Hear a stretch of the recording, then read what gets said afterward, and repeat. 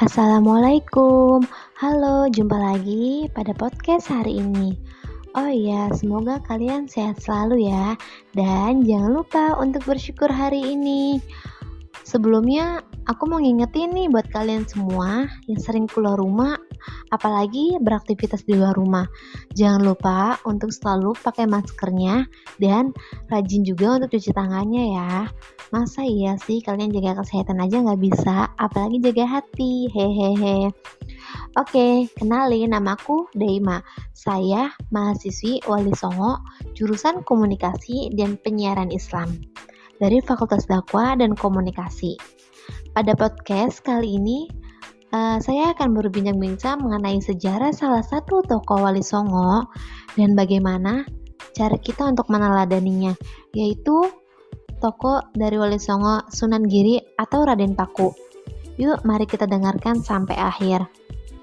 Sunan Giri merupakan putra dari Syekh Maulana Ishaq, ibunya yang bernama Dewi Sekardadu, dan putri dari Prabu Menak Sembuyu yang tak lain adalah Raja Blambangan. Sunan Giri juga dikenal dengan nama Raden Paku, Muhammad Ainul Yakin, Joko Samudro, dan Sultan Abdul Faqih. Ada sejarahnya tersendiri untuk setiap nama yang dimilikinya. Salah satunya yaitu asal-usul Joko Samudro. Dikisahkan pada saat masih bayi, Sunan Giri pernah mengalami masa pembuangan oleh kakeknya, Prabu Menak Sembuyu. Seperti yang dikutip dari buku sejarah kebudayaan Islam, Prabu Menak Sembuyu merasa iri atas keberhasilan menantunya, yaitu Syekh Maulana Ishaq, dalam menyebarkan agama Islam di Blambangan. Syekh Maulana Ishaq memutuskan untuk kembali ke tempat asalnya, yaitu di Aceh, karena keberadaannya itu terancam. Pada saat itu Sunan Giri masih berada dalam kandungan. Setelah lahir, Prabu Menak Sembuyu melampiaskan keiriannya itu kepada cucunya. Dia memasukkan Sunan Giri ke peti lalu membuangnya ke laut. Saat berada di laut, Sunan Giri ditemukan oleh seorang saudagar kaya yang tengah berlayar, yaitu Nyai Ageng Pinati namanya. Kemudian Sunan Giri ini dijadikan anak angkat. Karena bayinya ditemukan di laut, akhirnya dia diberikan nama Joko Samudro oleh Nyai Ageng Pinati. Pada usia 11 tahun, Sunan Giri diantarkan oleh ibu angkatnya ke sebuah pesantren untuk berguru kepada Sunan Ampel di Ampel Denta, Surabaya. Di sanalah Sunan Giri ini mendapatkan banyak ilmu dari gurunya. Diceritakan dalam buku yang sama, Sunan Giri sempat diminta untuk meneruskan usaha ibu angkatnya untuk berdagang. Namun Sunan Giri ini lebih memilih untuk menyebarkan agama Islam dalam mendirikan pondok pesantren. Sunan Giri dikenal dengan gaya dakwahnya di pesantren. Ia banyak mengajari santri-santrinya lewat permainan anak-anak.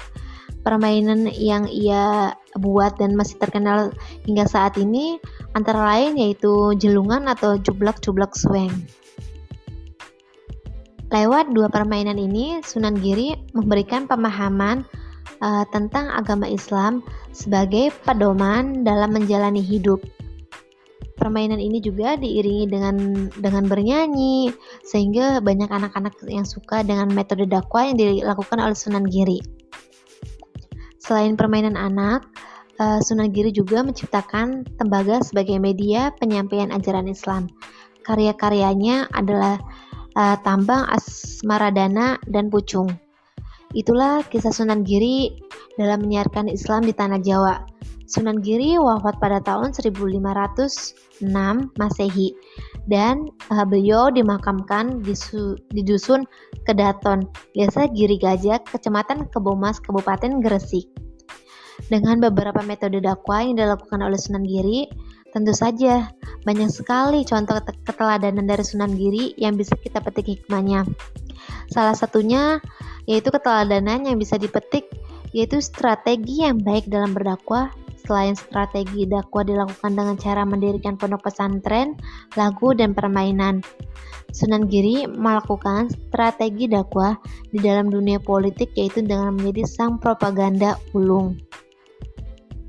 Sikap yang patut kita teladani dari Sunan Giri atau Raden Paku, yang pertama yaitu tidak pernah memaksa untuk mengejak masyarakatnya pada Islam. Yang kedua, mengajak dengan santun dan sabar.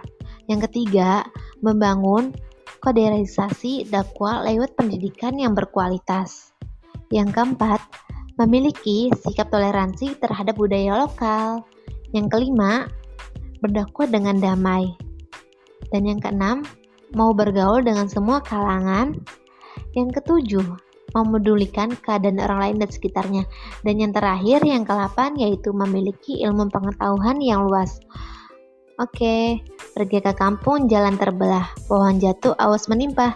Jika ada salah kata, maafkanlah. Sampai berjumpa di podcast selanjutnya. See you sahabat online. Wassalamualaikum warahmatullahi wabarakatuh.